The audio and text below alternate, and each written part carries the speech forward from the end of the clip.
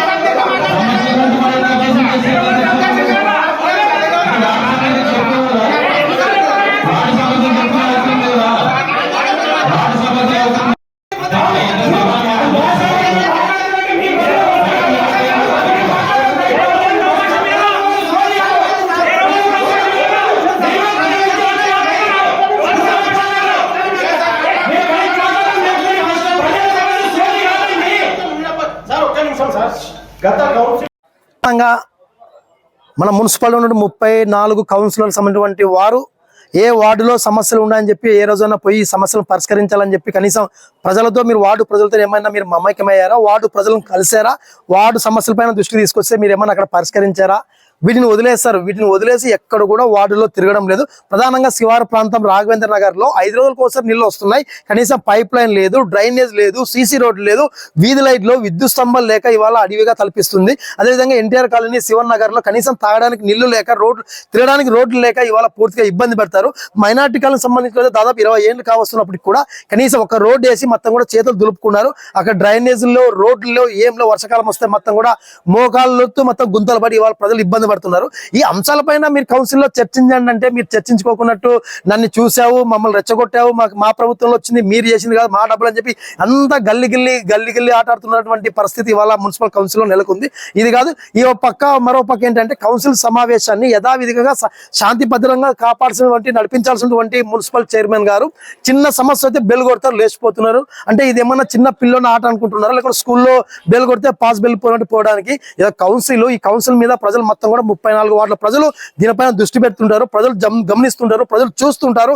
ఇవాళ కౌన్సిల్లో ఏమైనా చర్చ జరిగితే మా వార్డుకు నిధులు వస్తే డెవలప్ అవుతుంది, నిధులు వస్తే కమల్సిగా రోడ్లు వేస్తారు, డ్రైనేజ్ వేస్తారు అని చెప్పి ఒక పక్క వార్డు ప్రజలు ఎదురు చూస్తున్నప్పటికీ కూడా కనీసం ఆ వైపు లేకోకున్నట్టు ఇవాళ మొత్తం కూడా వీధి రౌడీల మాదిరిగా పోట్లాడుతుంటే చాలా అసహ్యం అనిపిస్తుంది అని చెప్పి అనేక దఫాలుగా చెప్పాం. కమ్యూనిస్ట్ పార్టీ మీకు ఓట్లేసి మిమ్మల్ని గెలిపించి కౌన్సిల్ పంపించింది ఎందుకు? వార్డులో సమస్యలను గుర్తించి వార్డులో నిధులు తీసుకొచ్చి ఆ సమస్యలను పరిష్కరించడానికి మిమ్మల్ని పంపిస్తే మీరు వ్యక్తిగత పౌరుషానికి పోయి ఈరోజు మీరు అంతా అక్కడ జరిగే కౌన్సిల్ సమావేశం మొత్తం కూడా మీరు వృధా చేస్తున్నారనే పద్ధతిలో ఇవాళ మేము భావిస్తున్నాం.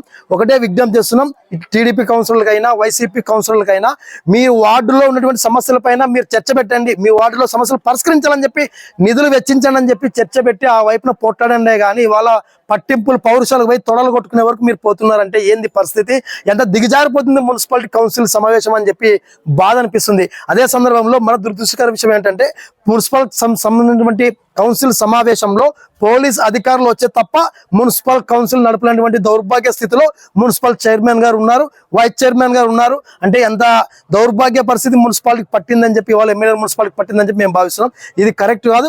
ఇప్పటికైనా మీ యొక్క పౌరుషాలు మొత్తం కూడా మానుకోవాలి, తొడలు కొట్టేది మానుకోవాలి, మీసాలు రుద్దేది మానుకోవాలి. ప్రజల సమస్యలపైన మీరు చర్చలు జరిగే విధంగా కౌన్సిల్లో చర్చ పెట్టాల్సిందే కానీ ఆ విధంగా పెట్టుకోకుండా పౌరుషానికి పోతే మాత్రం ప్రజలు మీకు వాత పెడతారని చెప్పి సందర్భంగా తెలియజేస్తున్నాం. మరిన్ని వీడియోస్ కోసం ఛానల్ ని సబ్స్క్రైబ్ చేయండి, లేటెస్ట్ అప్డేట్స్ కోసం వాట్సాప్ ఛానల్ ని ఫాలో చేయండి అండ్ లింక్ డిస్క్రిప్షన్ లో ఉంది.